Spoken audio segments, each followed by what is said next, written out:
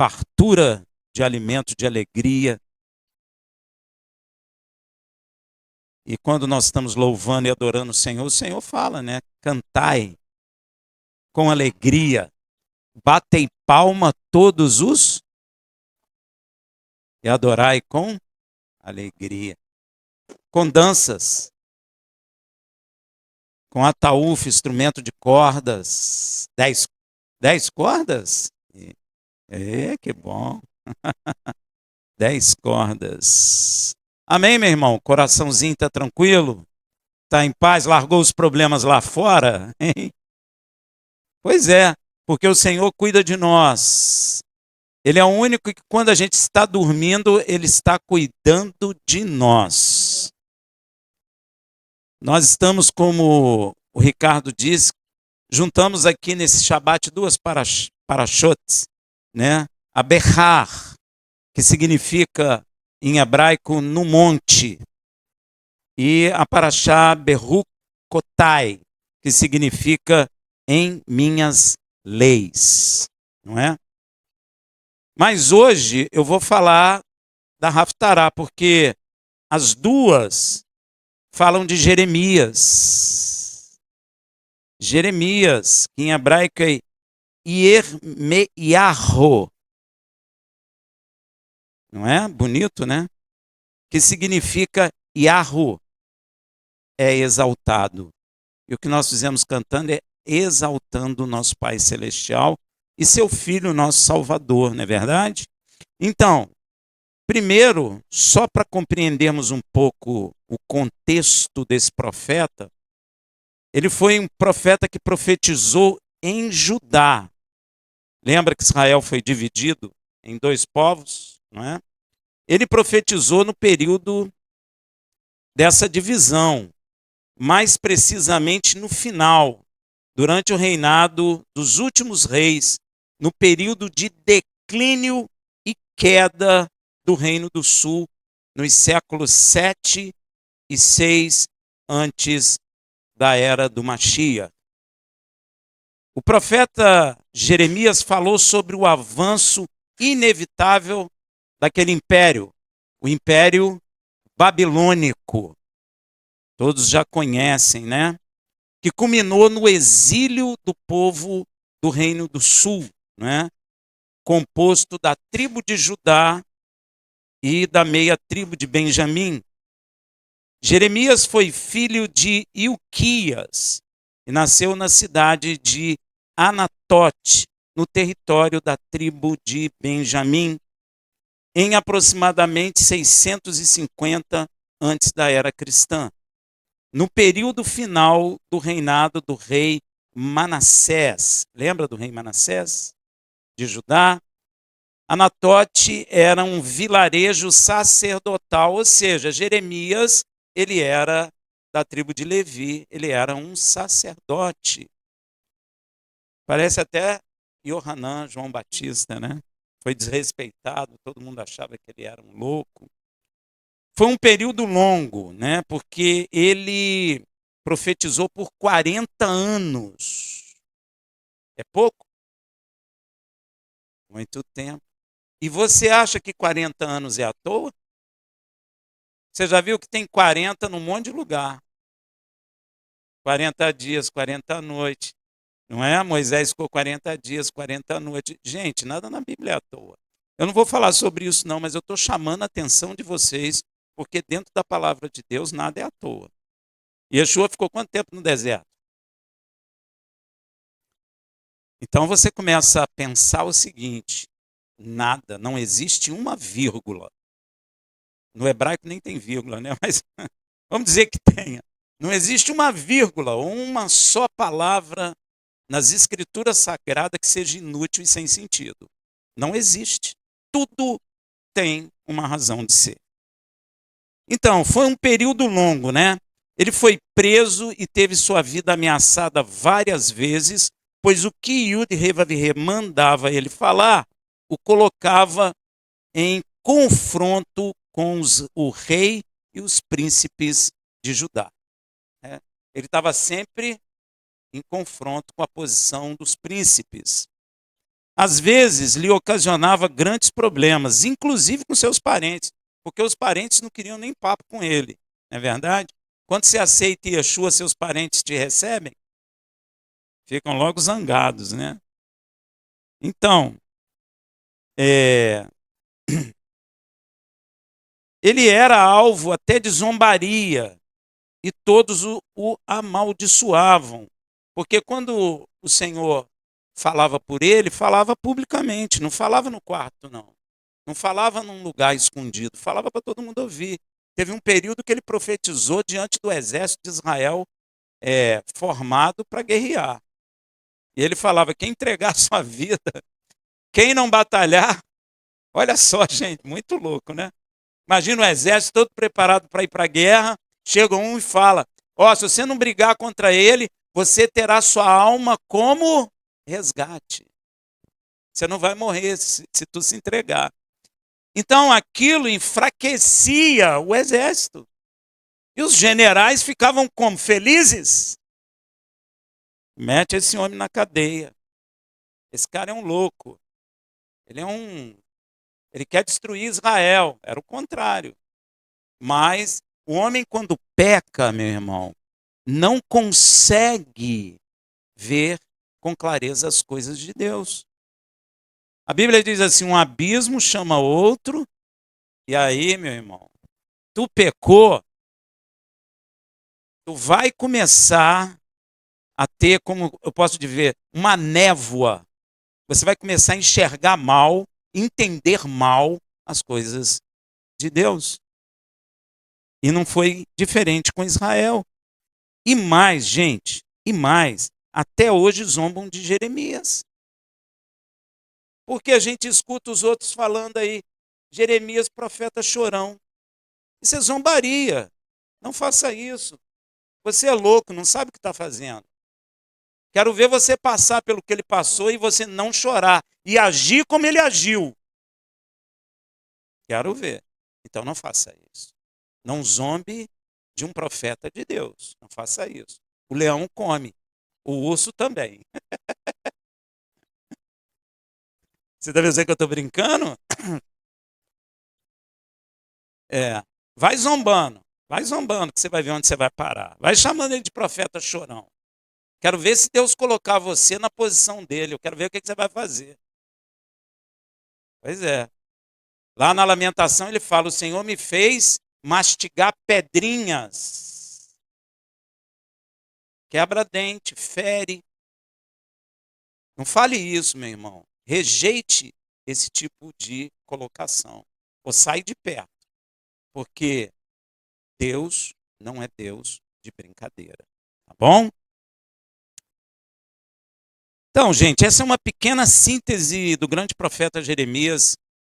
Teria muito mais coisa para falar, mas eu acho que não seria necessário. O interessante é que Yud Revavirê usa Jeremias para ensinar que devemos confiar no Senhor.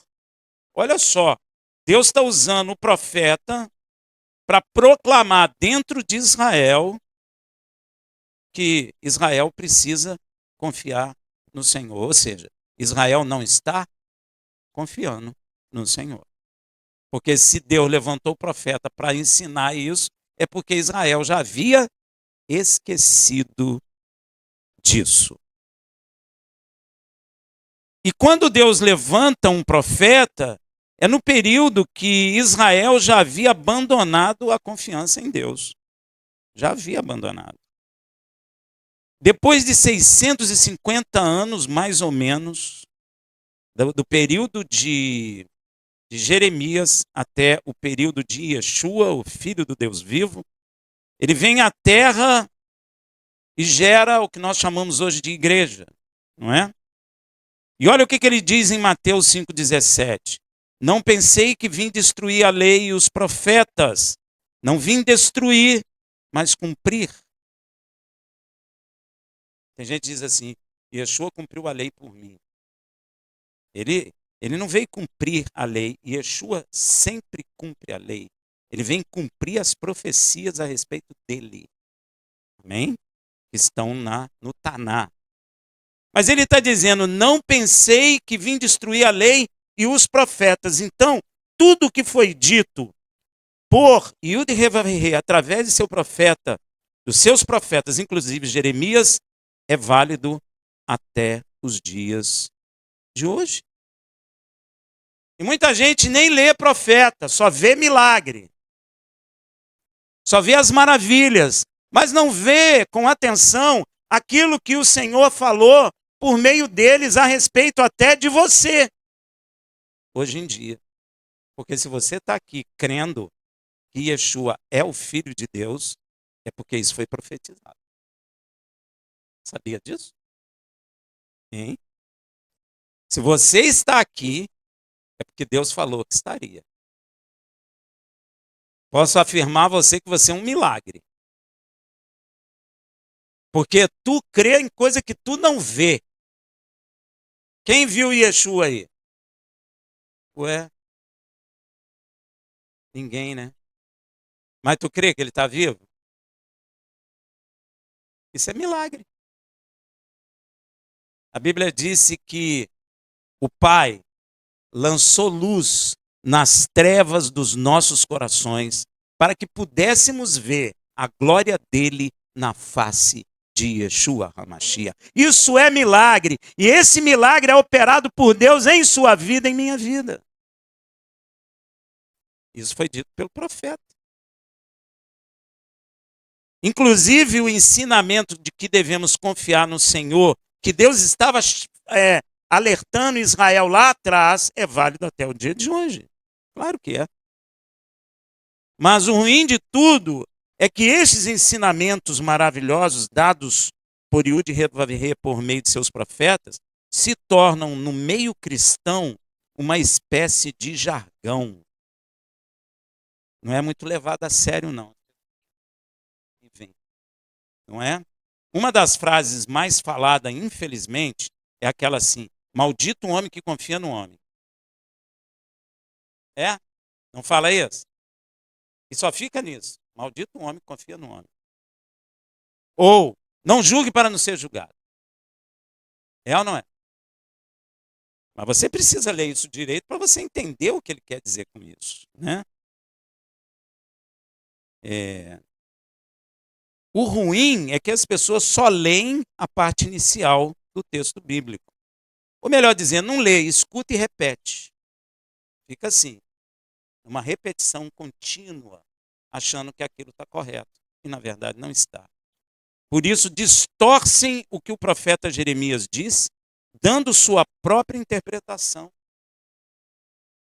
Porque você não sabe o que ele quis dizer com maldito homem confia no homem. Aí geralmente o cara te dá um banho aí num negócio, aí você fala, maldito homem confia no homem. Será que cabe? Será que cabe essa palavra? Porque o cara te traiu? A gente tem que se perguntar. Não estou dizendo que não é pecado. Mas a gente precisa entender o que Deus está dizendo ali. Não estou dizendo que não é pecado a traição, é claro que é. E distorcem o que o profeta Jeremias disse, dando sua própria interpretação. Já ouvi várias pessoas usarem essa primeira parte do versículo para pautar a traição de pessoas com relação a elas, ou a falsidade de alguém para com elas. Enche a boca para dizer, não devemos confiar nas pessoas, porque está escrito, maldito o homem que confia no homem. Mas o texto não acaba aqui. Você precisa ler tudo para você entender. Entendimento equivocado. Basta continuar a leitura que o sentido que nosso Pai colocou nos aponta para pessoas que confiam no homem e na força de seu braço, a ponto de colocar a sua esperança e fé neles. Confiam unicamente nos seus ensinamentos e em suas conclusões carnais. E afastam seu coração de Yud-Heh-Vav-Heh, rejeitando por fim a ele, seus preceitos e colocando o homem em seu lugar. Exatamente como o homem tem feito em nossa sociedade atual. Quer um exemplo? Hein? Exatamente como Israel fez no período do profeta Jeremias. Um exemplo atual é a teoria da evolução e também a teoria do Big Bang. Porque essas teorias excluem quem? Elas excluem. Se eu acredito na teoria do Big Bang, eu estou excluindo quem? Deus. Porque o Big Bang, alguns dizem que é uma explosão, outros dizem que é uma expansão, não importa. É uma coisa que aconteceu. Rafael, por que aconteceu? Não sei. Aconteceu. Foi Deus? Não. Me prova que foi Deus. Então, se você crê nessas teorias, você não está o quê? Crendo em Deus. Você está se apoiando na força do seu braço. Deu para entender? Tanto uma quanto outra. Tem gente que fica tentando juntar a ciência às coisas bíblicas. Mas a palavra de Deus diz uma coisa da ciência. Chama ela de falsamente chamada ciência. Ó. Por que é falso? Não é porque o que ela está dizendo está errado das estrelas, dos planetas, não é por causa disso, não. É porque ela não te levará a Deus. É por isso. Amém? Então, foi ele em quem criou todas as coisas com o poder de sua palavra. Isso está escrito em Gênesis. Você crê em Gênesis? Ou você acha que é uma historinha da escolinha para você aprender, igual a Branca de Neve, os sete anões? Eu ia falar que era 14, anão que não acaba mais, é 7. Você acha que é isso? Ou você acha que aquilo ali é uma revelação da verdade factual, daquilo que de fato aconteceu? Hein? Você crê? É assim que é. Então, e é esse tipo de confiança que Yud Revaver condenou neste contexto. Vamos ler o texto todo em Jeremias 17:5.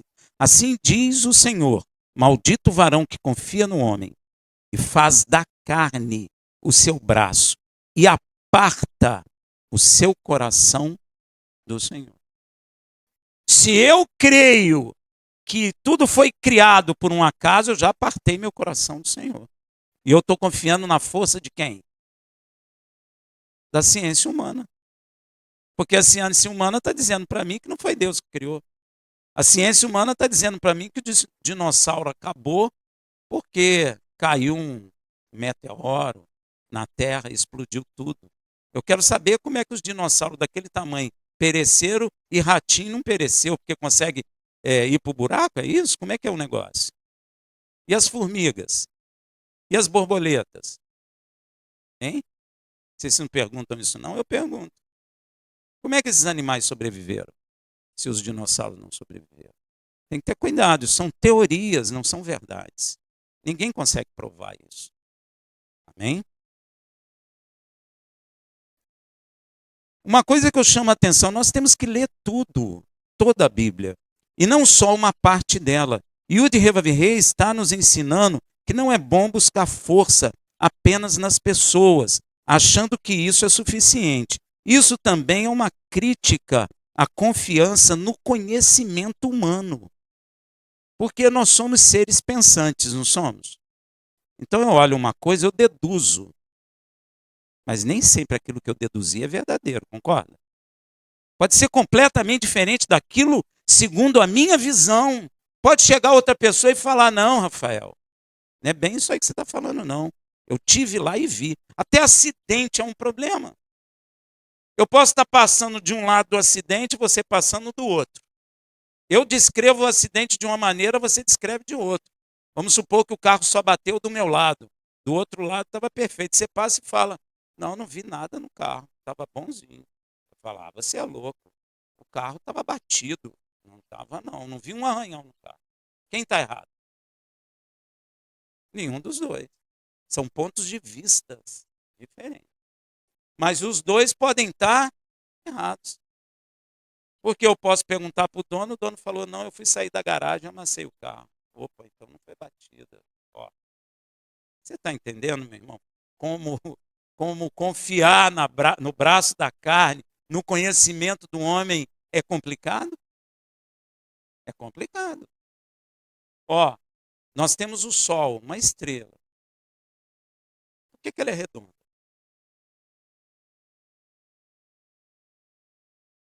Diz aí para mim. Ah, Rafael, por causa como é que chama? Da gravidade. Obrigado. Por causa da gravidade. Será? Será que um homem sabe de verdade o que é gravidade? Nem a relatividade consegue explicar. Então, nós vivemos de teorias humanas, confiando em teorias humanas. Pode ser que Deus chegue e fale, não, meu irmão, a gravidade é isso, assim, assim, não tinha nada a ver com o que vocês estavam falando. Com os burros na água, né? Então, a palavra quer nos ensinar que eu não devo confiar no homem, em mim mesmo. Quantas vezes nós demos passos na nossa vida errado? Quantas vezes? E juro que é bom, eu vou fazer, vou me dar bem. E não acontece nada, se dá mal. Por quê? Porque nós somos humanos, falhos, estamos vendidos debaixo do pecado. Então, nós não temos certeza de todas as coisas. Você se imaginou um dia adorando Yeshua? Quem imaginou aqui? Hein? Quem imaginou aqui que Yeshua era a verdade?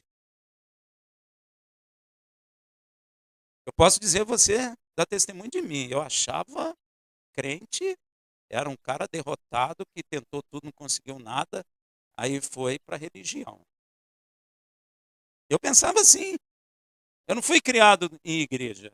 Eu não tenho educação, vamos chamar assim, religiosa nenhuma. Eu achava crente, pô, cara, crente ou qualquer um. Eu achava que, pô, vai trabalhar, você conquista as coisas. Olha a visão carnal. Eu não imaginaria que um dia eu estaria glorificando o Senhor que criou os céus e a terra. Eu estava certo? Completamente errado. Mas dentro da minha arrogância no passado, eu ia dizer que você que estava errado e eu que estava certo. Eu indo para o buraco e dizendo que estava certo. Então, meu irmão, é isso que Deus não quer. Não quer que você confie em si próprio nem no homem de maneira nenhuma. Tá bom? Isso também é uma crítica à confiança no conhecimento humano. Este versículo alerta sobre os perigos de confiar apenas nas capacidades humanas sem reconhecer a soberania divina. Gente, é um problema quando você tira o Criador, vamos dizer assim, do palco, a coisa fica ruim. Como é que você vai entender? Para pensar comigo, olha, vamos dizer que a ciência vá a Marte e diga, a vida veio de Marte. Resolveu o problema? Não, nós arrumamos um outro. Como é que chegou em Marte? Não, é como é que chegou em Marte. Aí vamos supor que a gente acha outro planeta, veio desse planeta X. Arrumamos outro problema. E como é que a vida chegou nesse planeta X? Você está entendendo, meu irmão? Acorda. Para pensar, o homem está saindo da Terra, aonde está rodeado de vida, para encontrar vida. É muita cegueira, né, meu irmão? É muita cegueira. Quer encontrar vida em Marte. Sabe o que é isso? É o mesmo pecado lá da Torre de Babel, querendo alcançar os céus. Só que agora não é mais com tijolos, né? E argamassa. Agora é com torre de metal imenso, com a bomba embaixo para sair da força da gravidade para chegar nas estrelas. E o homem vai chegar, porque biblicamente está escrito que sim. Deus diz o seguinte: mesmo que tu coloque teu ninho nas estrelas como a águia, eu vos trarei de lá até a terra e entrarei em juízo convosco. O homem vai chegar? Vai chegar. Mas vai achar vida? Gente, para ter vida igual a nossa, precisa de tantos, tantas coincidências. Meu Deus. A- o planeta tem que estar na posição certa. Pois é. A estrela tem que ser igual ao sol. Gente, que loucura. Quem botou oxigênio aqui? Gente, a planta, ela respira gás carbônico e libera oxigênio. O homem respira oxigênio e libera gás carbônico. Gente, isso é por um acaso? Como é que pode, cara? Hein? Gente. A Bíblia diz que a palavra de Deus nos faz mais sábias do que os nossos mestres. É por causa disso. Amém? Ó, também se refere a situações em que um homem acredita que o seu próprio raciocínio, ciência ou poder são suficientes para resolver tudo. Nós achamos isso, não achamos? Nós vamos resolver o problema da fome, o problema da água, não é? Aí tem gente que fala assim, não, mas tem muita água lá em casa. Eu sei, na sua casa, mas na África não tem. Não é? Tem muito alimento aqui. Você vai no supermercado, né? Nós somos a geração que nunca viu a cabeça de uma galinha, né? Chega no supermercado, a galinha não tem cabeça, não tem pé, tá tudo pronto. Leite vem da caixinha, verdade. Não é? Mas, meu irmão, tem lugar que não tem, não. Não é? O homem, ele tenta resolver todas essas coisas com a sua ciência, ou ele acha que seu poder é suficiente para resolver tudo. Aí vem os caras da política, e às vezes um dá um golpe de Estado, porque vão resolver, o outro se elege porque diz que vai resolver. É ou não é? Aí você vota naquele cara dizendo que ele vai resolver, e ele resolve. Em lugar nenhum do mundo, gente. Ignorando a necessidade de orientação de quem? Divina. Não é? Não devemos buscar primeiro as pessoas, mas sim Yud Revavirei, seu filho. Veja o que diz o Salmo 118, versículo 7. O Senhor é por mim. Ó, presta atenção. Entre os que me ajudam, pelo que verei cumprido o meu desejo sobre os que me odeiam. Em 118, versículo 7, você prestou atenção? O Senhor é por mim, entre. Tem gente que ajuda. Ó, o Senhor é por mim entre os que me ajudam. Ou seja, as pessoas me ajudam porque o Senhor está no meio delas, inclinando seus corações a me favorecer. É Deus, não é a pessoa, porque nós, por natureza, não temos o desejo de ajudar a não ser o nosso próprio sangue. É ou não é? Eu estou falando que eu dei aula há 30 anos. Todo mundo ora pelo seu filho, pela sua filha, pelo seu marido, pela sua esposa. Mas ninguém orava por mim. Poxa, ora por mim aí. Entende, gente? Nós temos essa tendência, não é só as igrejas que eu dei aula, nós somos assim, infelizmente. Não é? E estar em Yeshua tem que extrapolar isso. Você entende? Eu tenho que chorar com que choram e tenho que cantar louvores com aqueles que se alegram. Isso quer dizer que eu não tenho que me preocupar só com o meu sangue, mas tenho que me preocupar também com o próximo. Amarás ao teu próximo como a ti. Oh, tá vendo aí que coisa? Yeshua estava certo ou estava errado?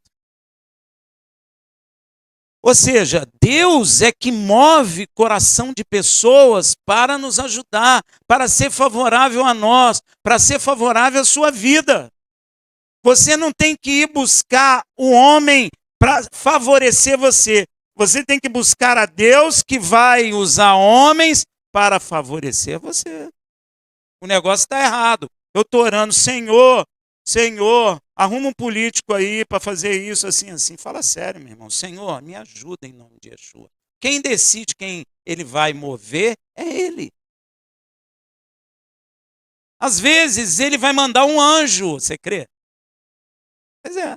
Às vezes ele não vai mandar um homem, ele vai mandar um anjo, mas ele pode também mandar um homem, porque ele é poderoso. Ele manda em todas as coisas. Ele pode chegar e fazer como fez. Daniel estava lá jejuando 21 dias. Ele falou: Gabriel, vai lá e fala isso para o meu filho, que eu amo ele muito. Ó, homem muito amado. Não adiantava homem ir lá, adiantava? Não adiantava. Se Daniel pedisse ajuda a Nabucodonosor ia mandar prender ele. Então ele clamou, e Pedro e Paulo, presos na cadeia. Quem ia soltar Paulo é Pedro e Paulo, né? Quem ia soltar? Não. Também Pedro, Silas, é. Quem ia soltar? O advogado deles? Hein? Ia chamar o escritório de advocacia para tirar eles de dentro da cadeia? Ruim, hein? Eles iam apodrecer lá. Mas a igreja clamou ao Pai. E mandou quem? Não mandou o homem. Deus pensou assim: não vou mandar um romano, porque o romano não vai querer soltar ele. Rafael, mas Deus não tem poder? Tem.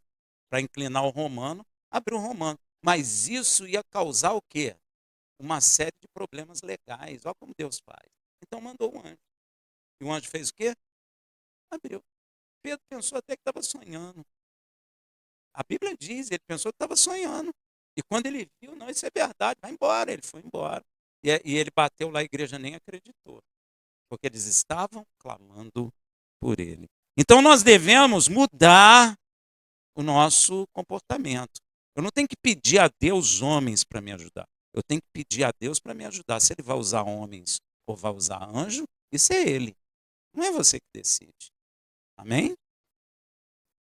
Ou seja, as pessoas que me ajudam, ajudam porque o Senhor está no meio delas, inclinando seus corações a nos favorecer. E o de Revavirê, que inclina o coração do homem para nos ajudar. Veja Provérbios 21:1.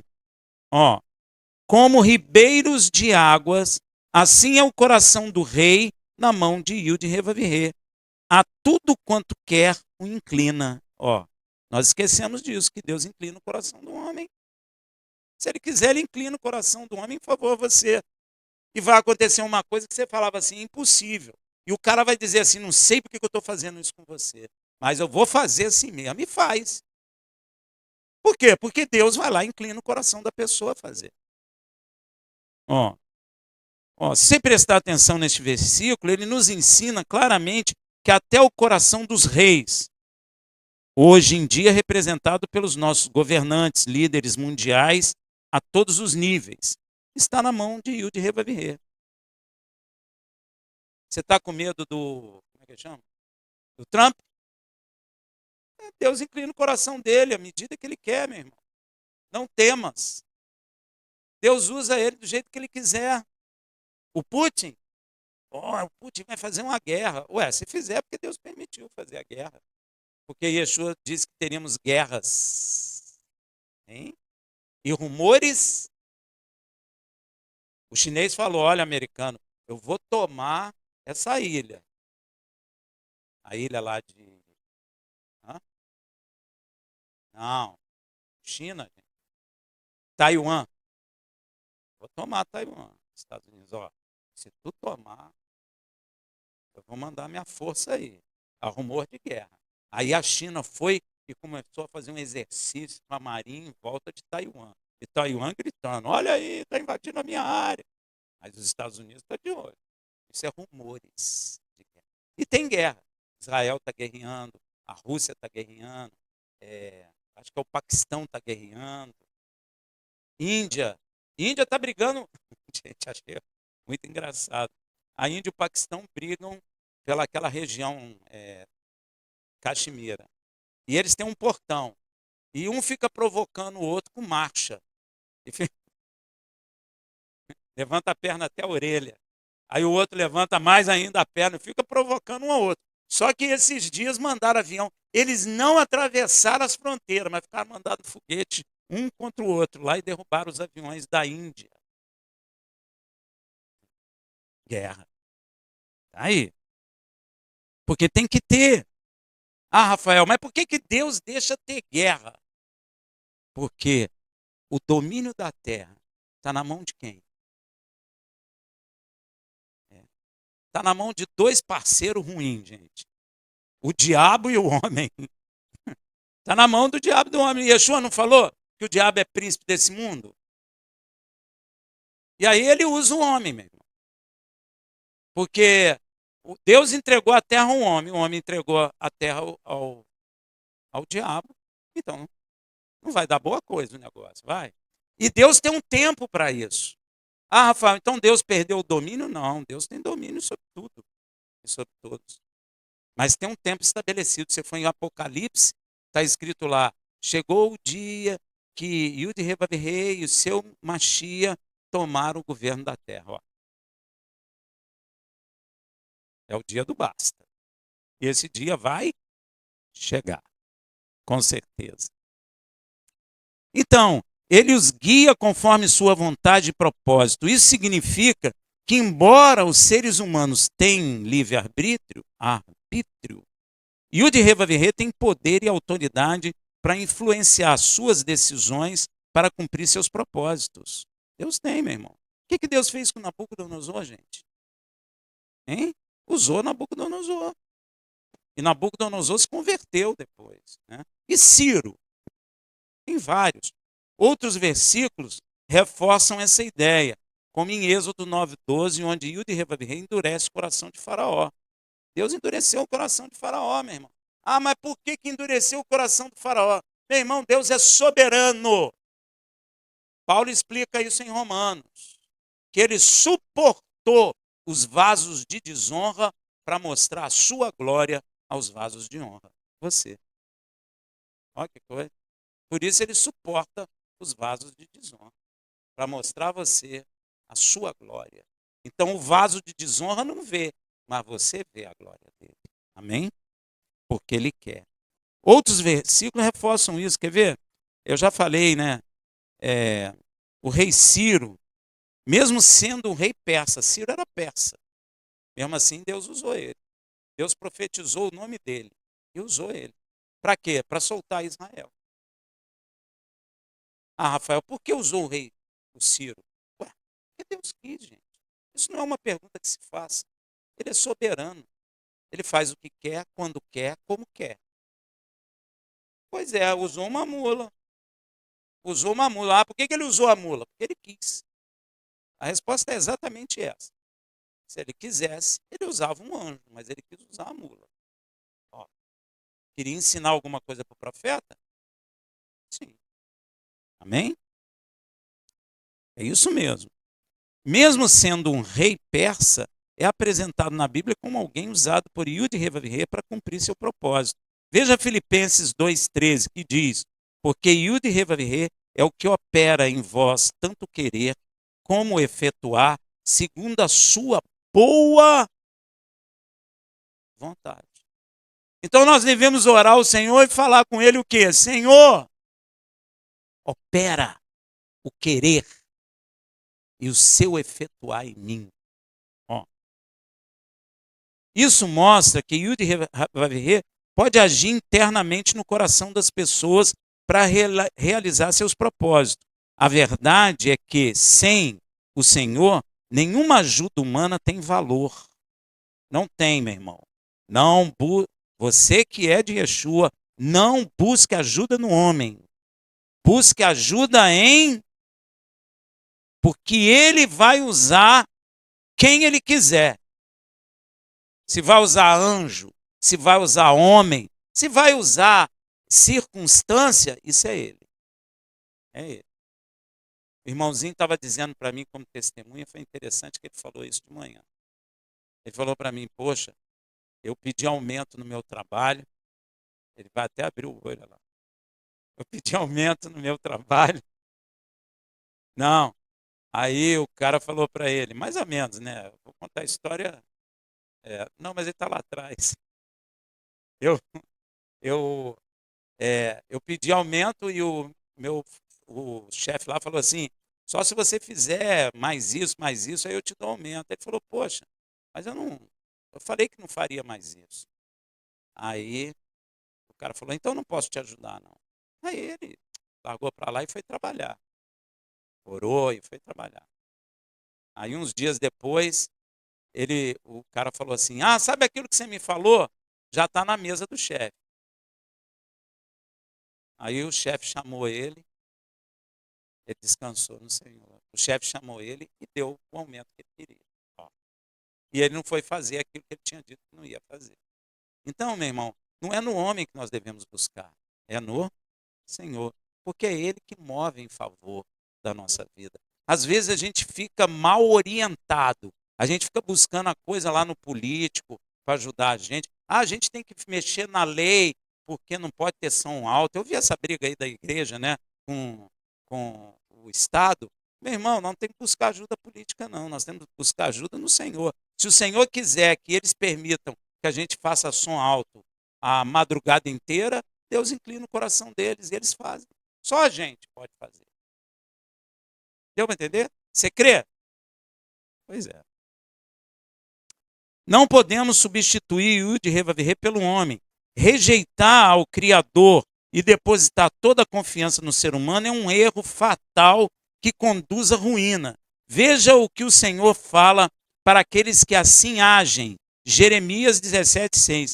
Pois é como o junípero no deserto, e não verá vir bem algum. Antes morará nos lugares secos do deserto, em terra salgada e inabitada. Ó, o homem que confia no homem e na força do seu braço. É a árvore. Tem gente que pergunta se é jumento, né? Não, é uma árvore. Eu vou falar aqui. Junípero é uma árvore arbustiva encontrada na região do Sinai e também na área do deserto de Edom. O radical na forma hebraica, que é tirado o nome da árvore, contém a ideia de nudez ou está completamente despojado de tudo. Olha aí, ó. É um arbusto de aspecto um tanto sombrio, crescendo isolado em áreas rochosas no deserto e em penhasco. Não é à toa que o Senhor compara o homem que confia no homem, apartando seu coração dele, a este arbusto no deserto. Pois é exatamente como este homem ficará, desolado, despojado, sombrio e isolado em solidão. Israel esteve assim, confiando no braço do homem. Israel teve um período só confiando nos exércitos dos homens. E exército humano impressiona, não impressiona? 1 milhão de soldados. Oh, você é o general de 1 milhão de soldados. Você fica empolgado, não fica? 1 milhão de soldados atrás de você, todo mundo armado, tu fica empolgado. E esse é o perigo. Veja Isaías 31:1. Ai dos que descem ao Egito a buscar socorro e se estribam. Estribar é apoiar em cavalos e têm confiança em carros, porque são muitos, e nos cavaleiros, porque são poderosíssimos, e não atentam para o Senhor de Israel e não buscam ao Senhor. Ah, meu irmão, cuidado. Você confia na força, na riqueza? Você está perdido. Não faz isso não. Meu. Confia no Senhor. Não confie no seu salário, eu costumo dizer. Confie no Senhor, no Deus Todo-Poderoso. Ele pode aumentar seu salário. A segurança não é o seu salário no banco, a segurança é Ele. Gente, a gente tem dificuldade de entender isso. Nós temos dentro do coração da gente. Nós temos dificuldade de compreender isso. Nós temos dificuldade de tratar isso. Quando a gente vê o salário faltar, o que acontece? O sono primeiro vai embora. Não é? Ai, estou com uma azia. É o maior balança-perna que eu já vi. É ou não é? Começa a balançar a perna. Balançar a perna é o quê? Ansiedade. A ansiedade chega. Por que que chega? Porque eu não confiei nele. Quando a gente confia, a palavra diz que a gente... Então não tem balançar de perna, não tem nada. Amém? Israel buscava auxílio, sabe aonde? No Egito, confiando na força do seu grande e numeroso exército. Você quer ver um exemplo da modernidade? Um dos maiores exércitos do mundo e poderosos é o exército americano. Eles foram brigar. Aonde? Pois é, no Vietnã, contra o cara que criava gado, plantava arroz. Agora eu vou te fazer uma pergunta: quem ganhou? O plantador de arroz. Ó, os Estados Unidos têm complexo até hoje disso, que fez filme dos caras bombados, entrando no Vietnã e vencendo. Isso é complexo. O americano ficou o quê? Ferido na alma por causa daquela derrota. Eles saíram correndo de lá. E era fazendeiro expulsando o maior exército do mundo. Maldito o homem que confia no homem e tem sua força no braço da carne. Você pode observar. O exército grego. Alexandre o Grande. Ele devia se sentir o grande. Pois é. Quando ele sentou com aquele reino todo, morreu. Levou alguma coisa? Maldito o homem que confia no homem. Olha aí, amigo. Israel buscando auxílio no Egito. Gente, Israel é uma nação que viu o mover de Deus. Israel é a única nação que viu Deus abrir mar. Israel é a única nação que saiu do Egito, e o Egito, na época, era o maior exército da região. Humanamente falando, a única solução para Israel era se entregar e morrer. Porque eles não tinham poder para lutar contra o exército egípcio. Não tinha. Se Deus não abre o mar, Israel não passa em pé seco, Israel hoje estaria só em livro de história. Mas quem ficou no livro da história foi o maior exército da época, virou historinha para contar. Por quê? Porque Deus operou. Deus pode operar na sua vida hoje. É você, é dentro do seu coração. É o que está dentro de você que tem que mudar. Não é Deus. Deus é poderoso, é Senhor. Ele já mandou seu filho. O filho lá no madeiro falou: Pai, está consumado, já está feito. A obra, eu é que preciso mudar. É dentro de mim. É quando as coisas acontecem, é a maneira em que eu vou agir. Deus está vendo. Ah, eu amo Yeshua, ele é um amor. Fica aquele piscando com aquele olho de peixe morto. Mas na hora que a coisa aperta, poxa, fala com um político lá para ajudar a gente. É ou não é? Fala com fulano para me ajudar. Me empresta dinheiro aí. Você tem fé e orar e falar e proclamar que vai chegar em nome de Yeshua? E ficar quieto sem falar nada para ninguém? Essa é a posição. Gente, fé não é passear no parquinho, não. Fé não é o que estão falando aí, não. A fé requer atitude concreta. E não pensa que Deus não sabe se você confia nele ou não. Você acha que ele sabe? Hein? Será que ele precisa perguntar para o vizinho? Será que ele crê em mim? Vamos ver. Ou ele sabe? Ele sabe mesmo. Pior é que sabe. E você vai ver que sabe.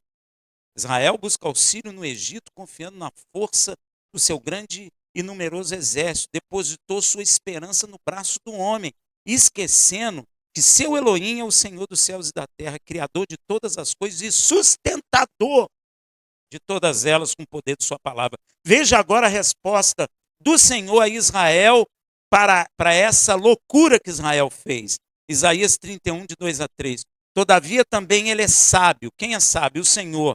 E fará vir o mal, e não retirará suas palavras. e levantar-se-á contra a casa dos malfeitores e contra a ajuda dos que praticam a iniquidade, porque os egípcios são homens e não Deus, e os seus cavalos carne e não espírito. E quando o Senhor estender a sua mão, tanto tropeçará o auxiliador como cairá o ajudado. Vai derrubar os dois, Israel e o Egito. Olha aí. Deus vai derrubar tanto Israel quanto o Egito. Sabe por quê? Porque Israel estava buscando ajuda no Egito. Quantos crentes não buscam ajuda no Egito? Me diz aí. E às vezes as coisas não todas erradas. Ah, mas eu estou dando dízimo. Não fala assim. Ah, já orei, já jejuei, dá tudo errado. Mas você está buscando ajuda no Egito, no homem. Você não tem que buscar ajuda no homem. A busca, você tem que ir é a Deus, é a Ele. Se Ele vai usar um homem ou não, um anjo, ou vai aparecer, ou vai fazer algo, é Ele, não é você. Você não tem que escolher quem te ajudará. E geralmente é o que nós fazemos. É ou não é? Busca ajuda com o pai, busca ajuda com o irmão, busca ajuda com o vizinho. A igreja busca ajuda no político, bota crente lá no Congresso para fazer lei em favor dos crentes. Olha, meu irmão, isso não vai dar certo. Deus não se agrada disso. Eu tenho que buscar ajuda é nele. Rafael, mas não aconteceu nada, é porque ele não quer.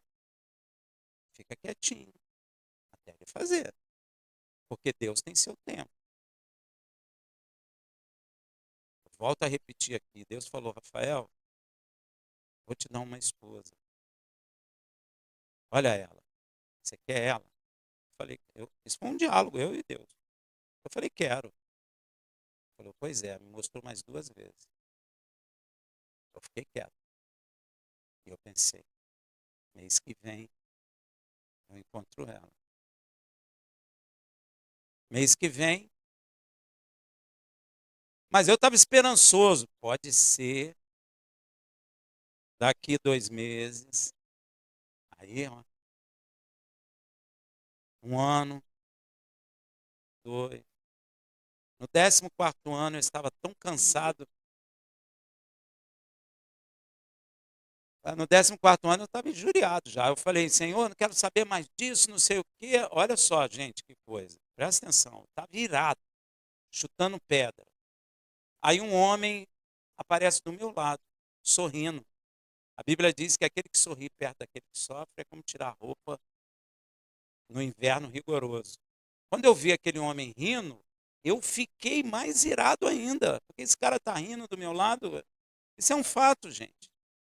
E ele virou para mim e falou assim, rindo. Eu vejo uma aliança no seu dedo. Rapaz, eu fiquei irado. Quem é você para falar esse negócio? Aí ele falou, no céu já está tudo preparado. Eu parei e falei, quem é você? Ele, a festa já está pronta nos céus.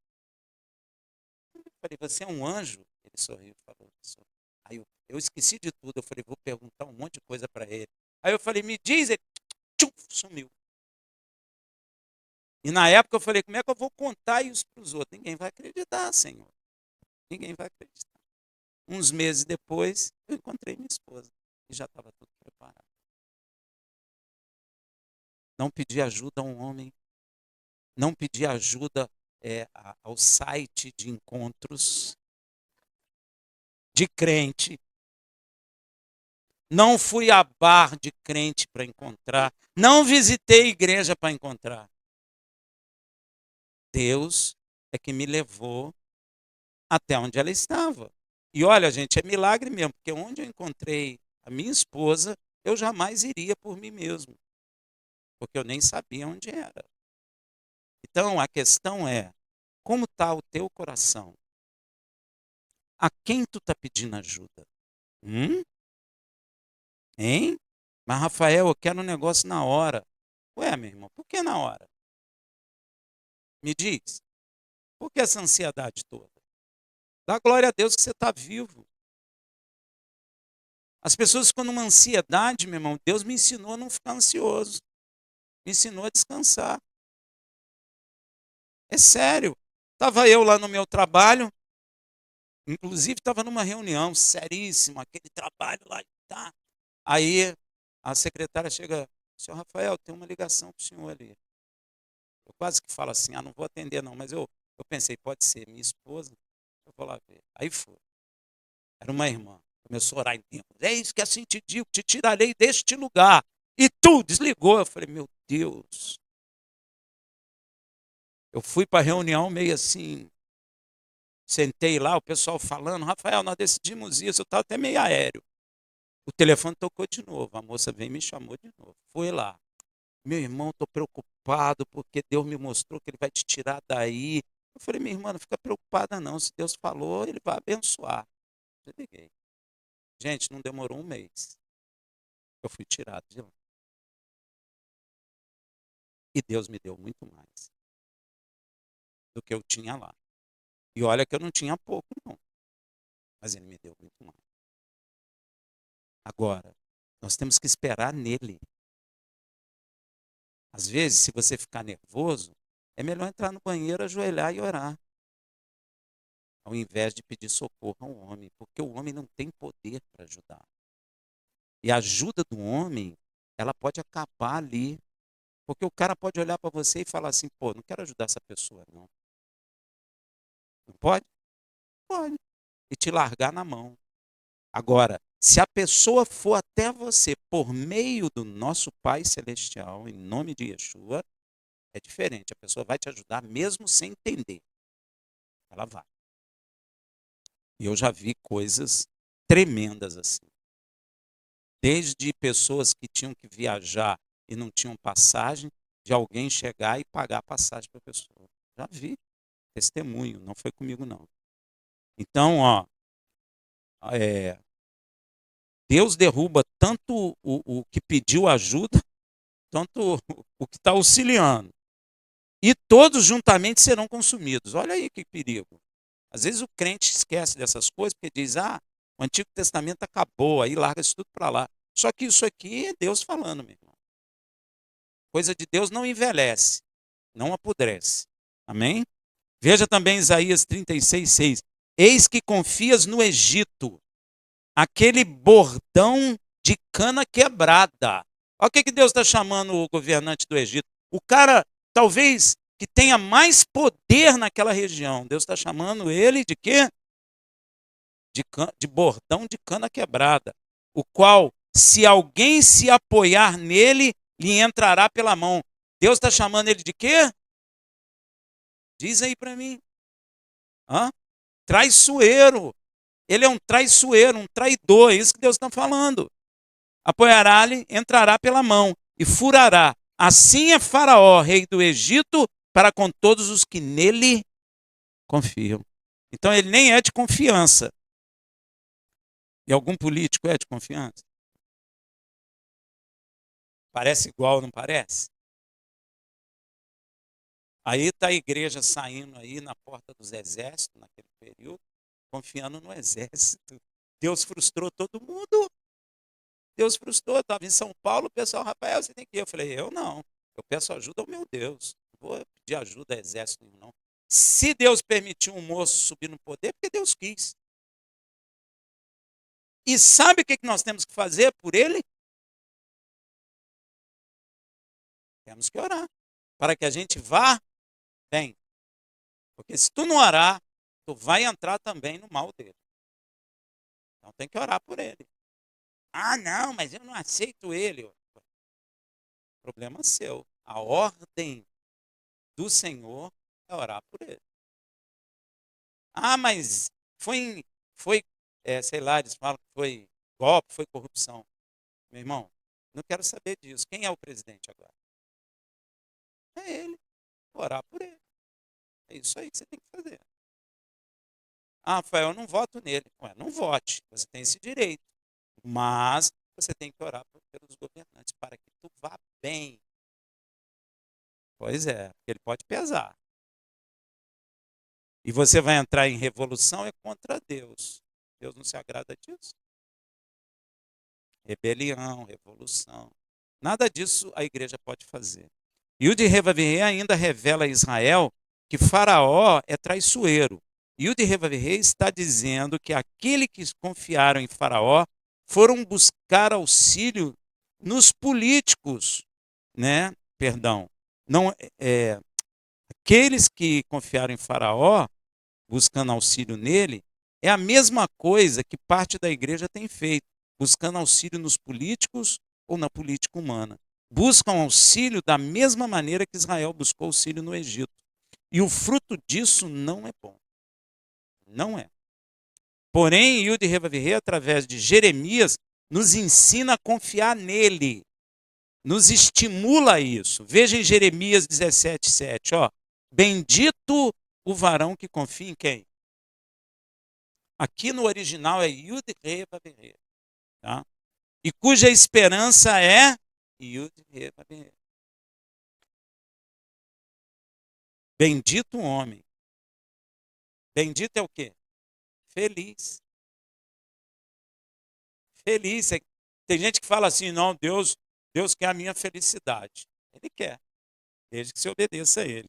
Bendito o varão que confia no Senhor e cuja esperança é ele. Mas essa revelação, Deus não deu somente em Jeremias. Ele nos estimula a confiar nele em toda a sua palavra. Veja no Salmo 37, de 3 a 5, ó. Confia no Senhor e faz o bem. Eita, tem que fazer o bem, hein? Ó. Assim habitará no céu. Eita. Então essa história de habitar no céu é furada. É a mesma coisa que um homem fez lá atrás, querendo ir para santificar o pecado dentro da igreja. Agora bonito é ir para o céu, mas quem disse que o homem vai habitar no céu? A Bíblia diz, os céus são os céus do Senhor. A terra deu ele aos filhos dos homens. O Salmo 37 vai explicar isso com muita clareza, que nós vamos habitar na terra. O justo habitará na terra. E se deleitará, né? Confia no Senhor e faz o bem, assim habitará na terra e te alimentarás em segurança. Deleita-te. O que é deleite? Prazer, gozo. Sinta gozo também no Senhor. E Ele te concederá, olha que moleza, o desejo do seu coração. É deleitando nele, não é no político, não é no Egito, não é buscando ajuda nos homens, não. É nele.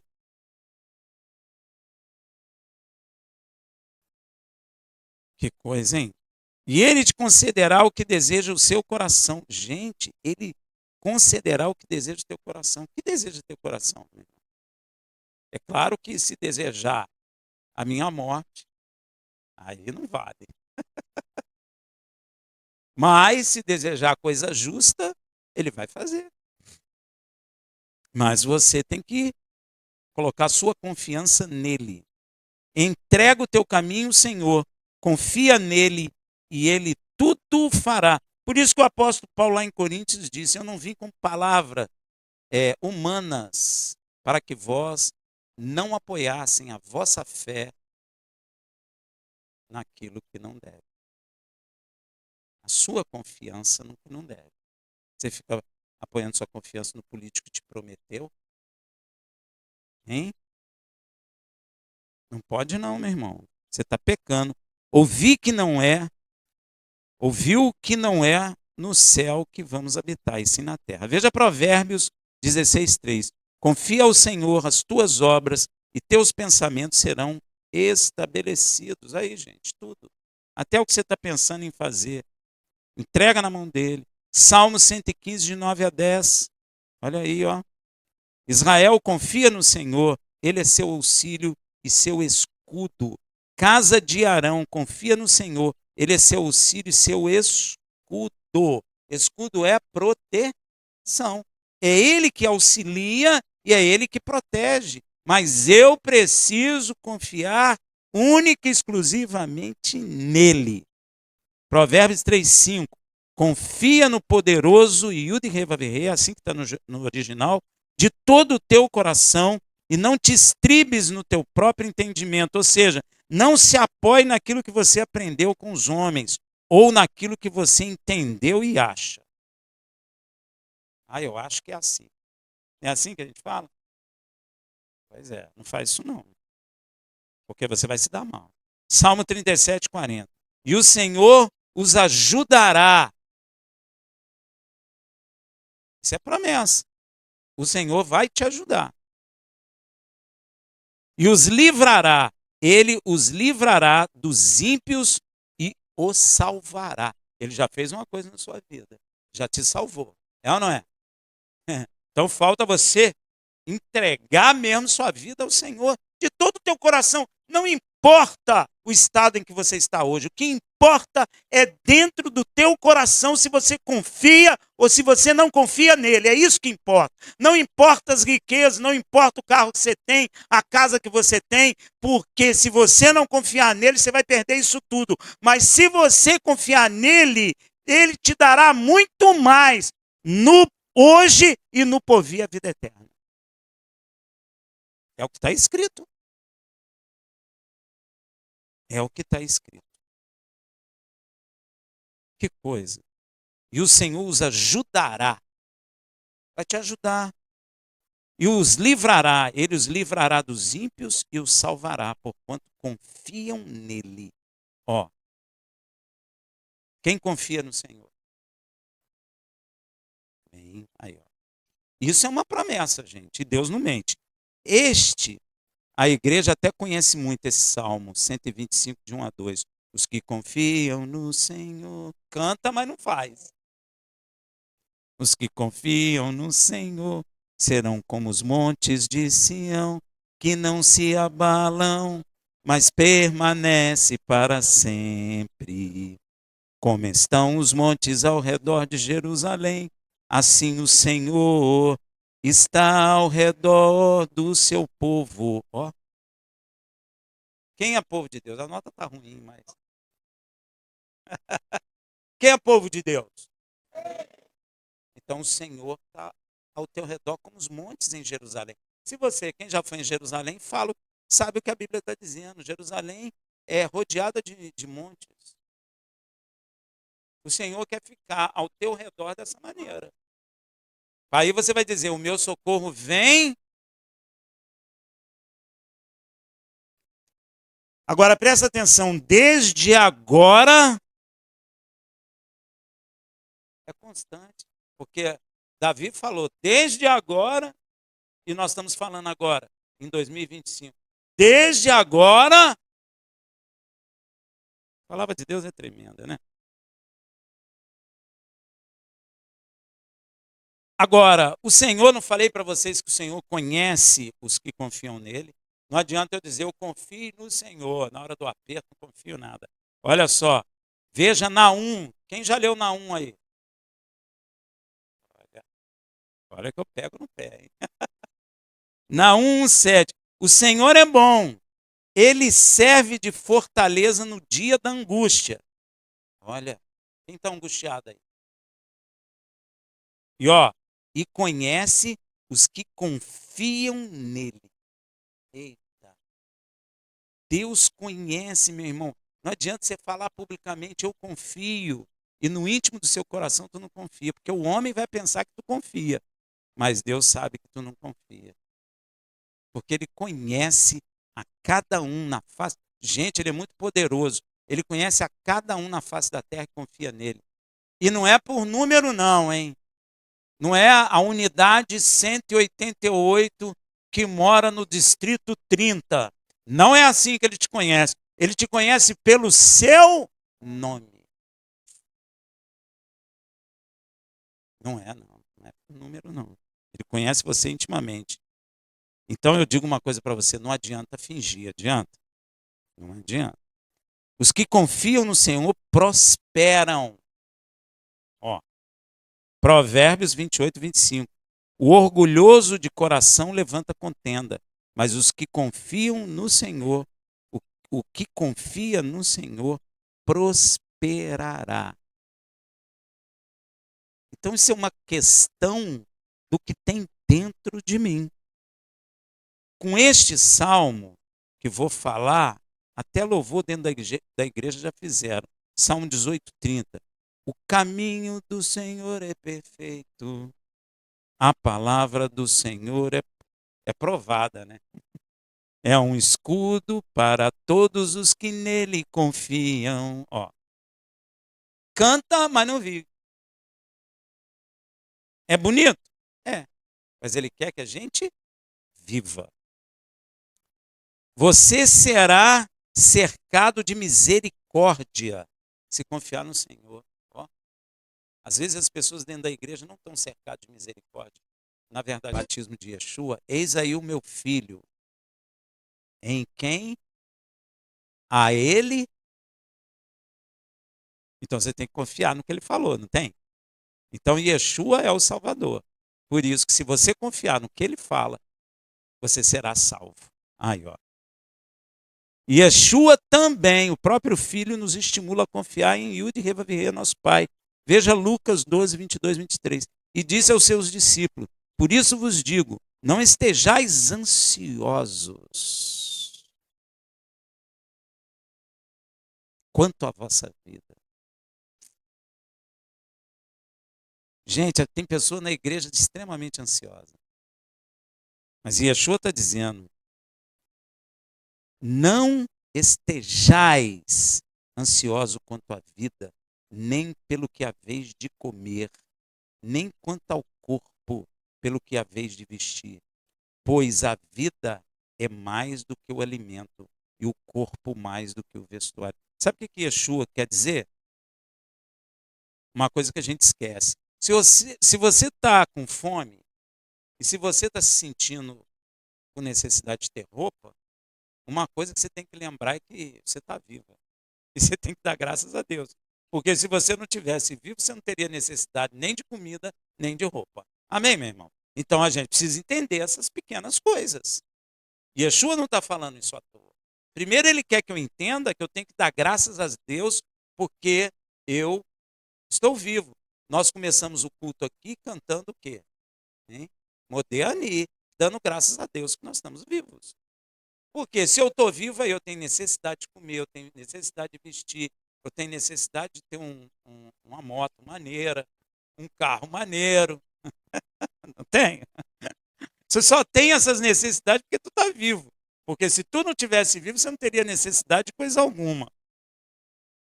Aí Yeshua chama a nossa atenção para uma coisa que nós hoje em dia, dentro de uma sociedade incrédula e pagã, somos impedidos de ver e entendermos o operar de Deus sobre a sua criação. Olha o que Yeshua fala, Lucas 2:24. Considerai os corvos. Agora tem gente dizendo que não pode considerar os corvos, porque os corvos são animais imundos. Mas considerai os corvos, que não semeiam nem ceifam, não têm dispensa nem celeiro. Contudo, Yud Revavirê os alimenta. Quanto mais não valei vós do que as aves. Você vale mais que o urubu? Que o papagaio? Que o periquito? Ué, o urubu Deus alimenta também. Também, ué. Corvo, urubu, papagaio, não é? E seja lá qual ave que for. Águia. Yeshua está nos ensinando que é Deus que alimenta todos os animais. Pois muitos vão dizer que é a mãe natureza que alimenta. É? Mas quem criou a mãe natureza? Quem? Pois é. Ainda chama de mãe natureza. Que isso é natural. Porém, quando você passa a compreender a verdade, você sabe que se Deus enviar uma seca, certamente os corvos ou qualquer animal, inclusive você, homem, deixa de ter alimento. Uma seca de 1 mês, 2, 3, a roupa já começa a ficar suja. O arroz, como é que faz sem água? Eita. Aí você fala, eu como aquele pão. Tudo bem, o pão acaba. Como é que você vai fazer o pão depois? Não, mas eu só uso comida congelada. Eu sei, mas vai acabar. Vai acabar, não vai? Enlatado, vai acabar. Você vai chegar no supermercado, me dá uma garrafa de água mineral com gás. Nem vai ter mais nada. Basta uns 3, 4 meses de seca, meu irmão, acaba tudo. Deus é quem alimenta os animais. O que dirá o homem se confiar nele? E Yeshua continua a falar da incapacidade do homem e do poder de Deus. Lucas 12, 25 e 26. Ora, qual de vós, por mais ansioso que esteja, pode acrescentar um covo da sua estatura? Sabe o que ele está dizendo para nós? A sua ansiedade não vale nada. Você está tendo ansiedade à toa. Não vai resultar em nada a não ser uma doença e possivelmente a morte. Porquanto, se não podeis fazer nem as coisas mínimas, por que estáis ansiosos pelas outras?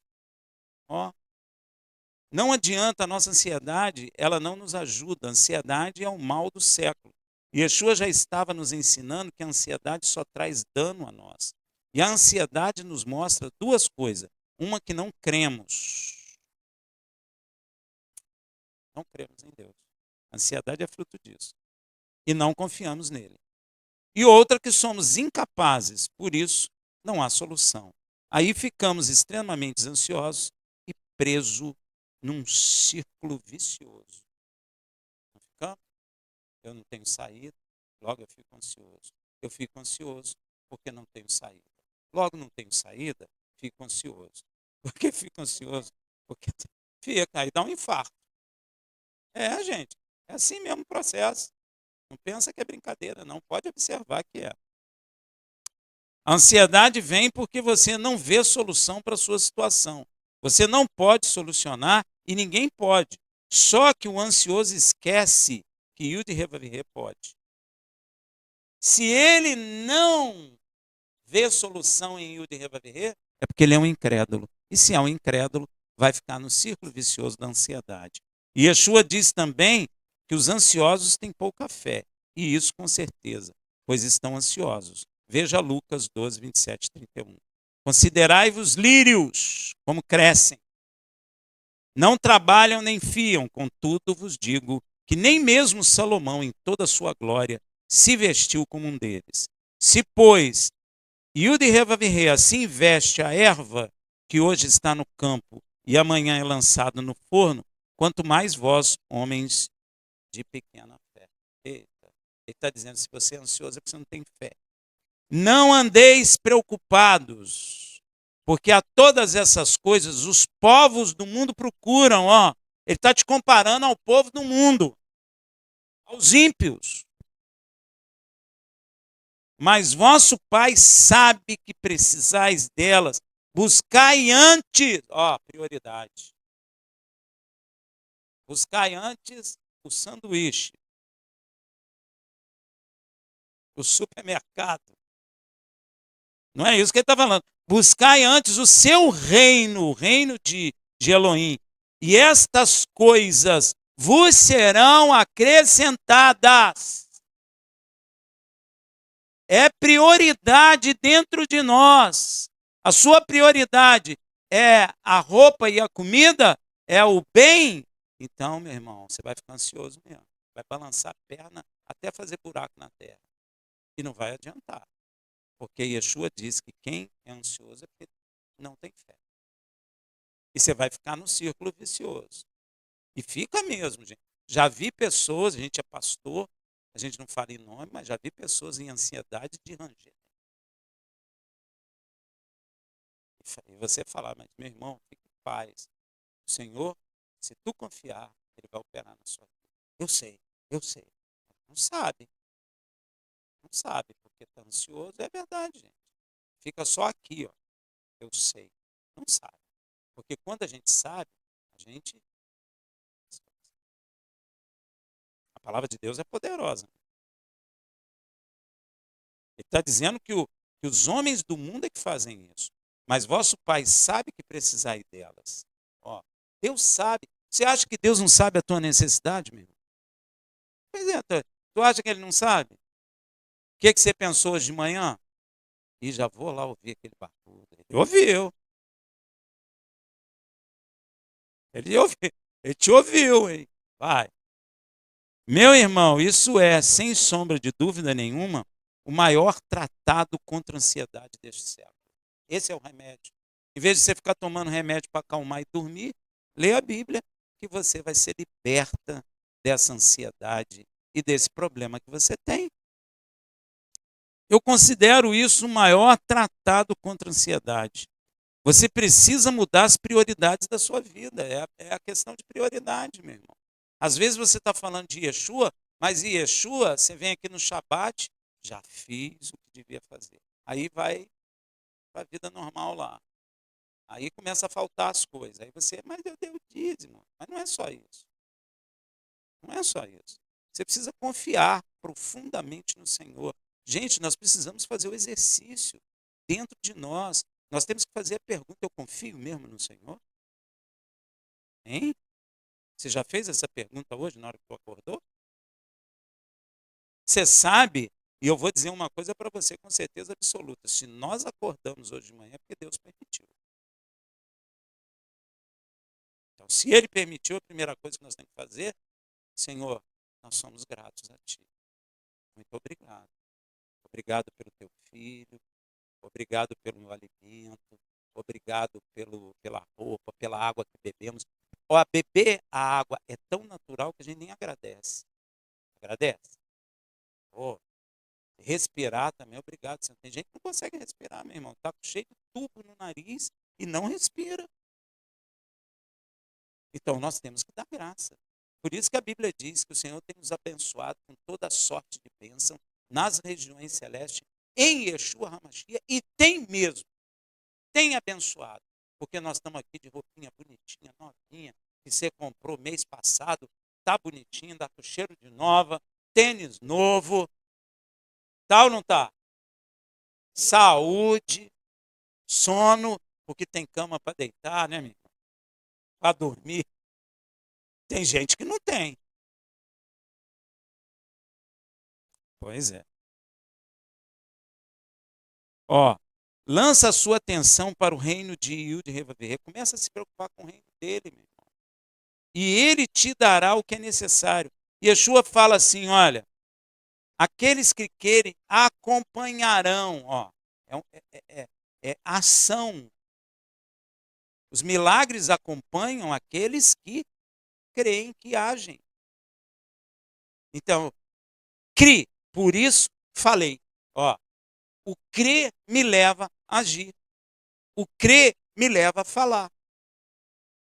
Quando o Senhor entrou na minha vida, até para o poste eu falava.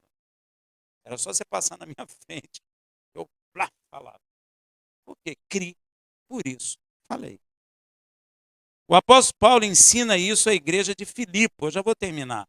Filipenses 4, versículo 6. Não andeis ansioso por coisa alguma. O Paulo estava repetindo. Antes em tudo sejam os vossos pedidos conhecidos diante de Faraó.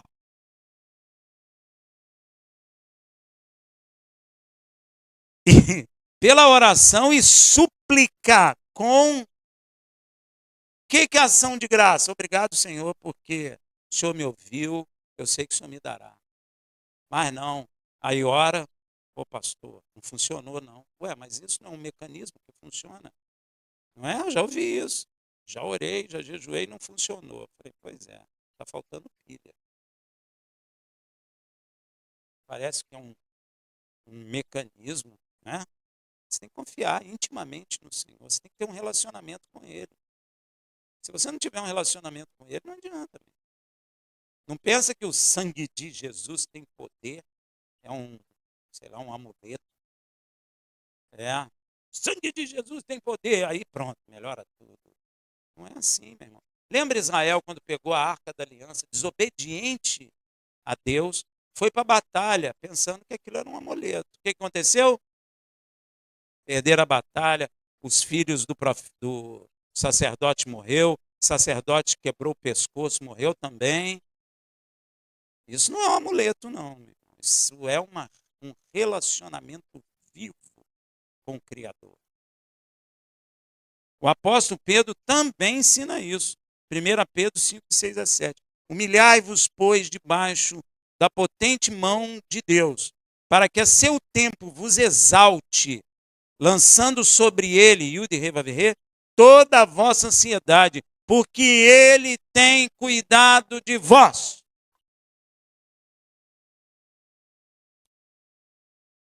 E se nós colocamos a confiança em Yud He Vav He, nós seremos exatamente ao contrário do arbusto junípero.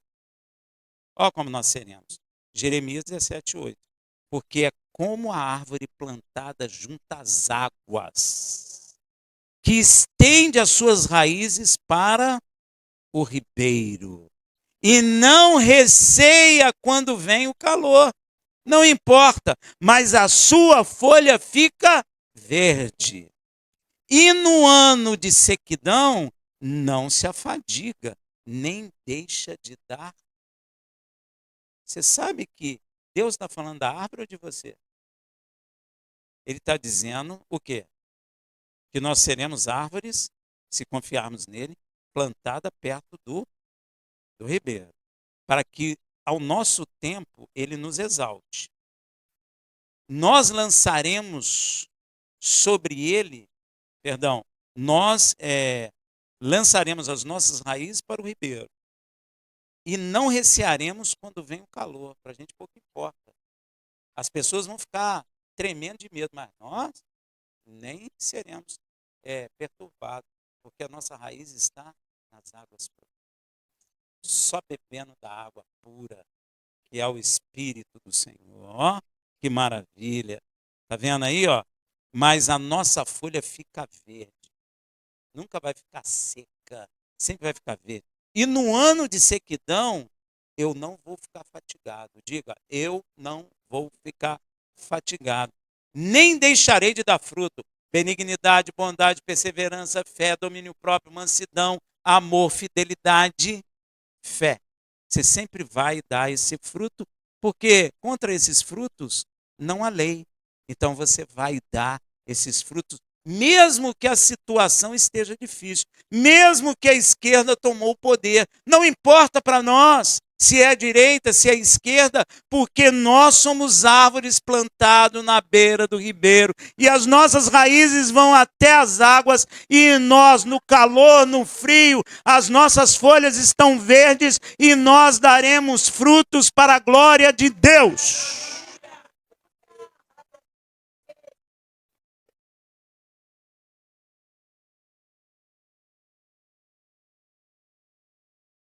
Aí a igreja, vamos jejuar para o político tal não subir no poder. Fala sério.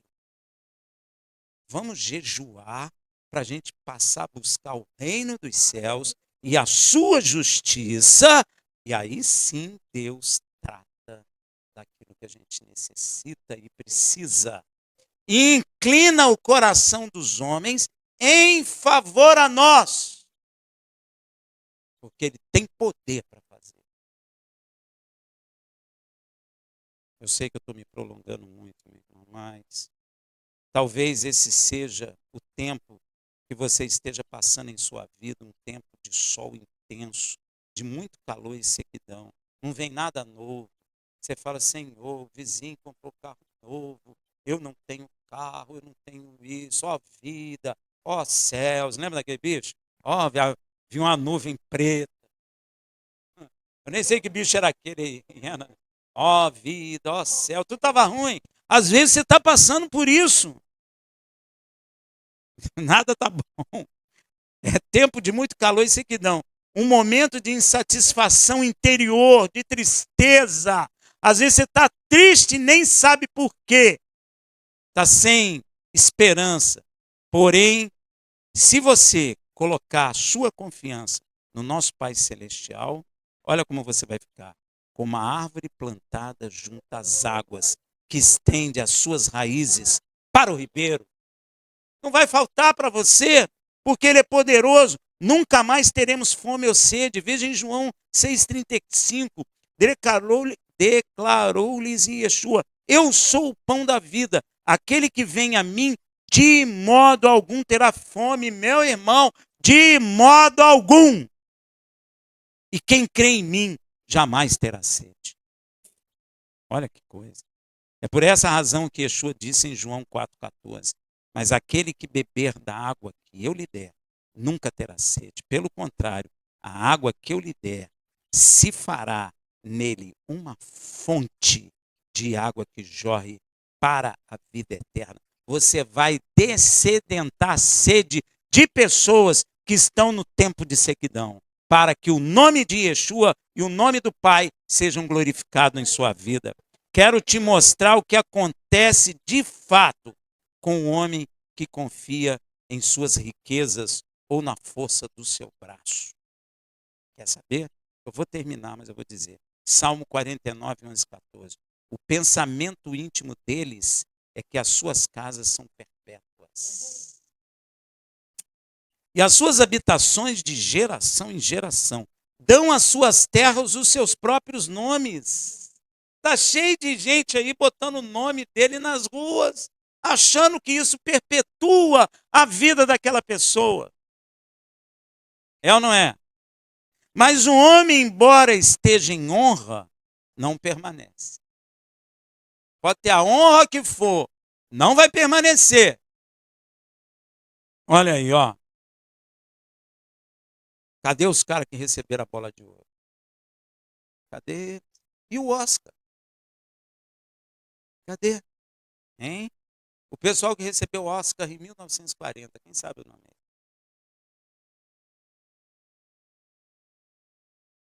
O cara mais rico em 1940.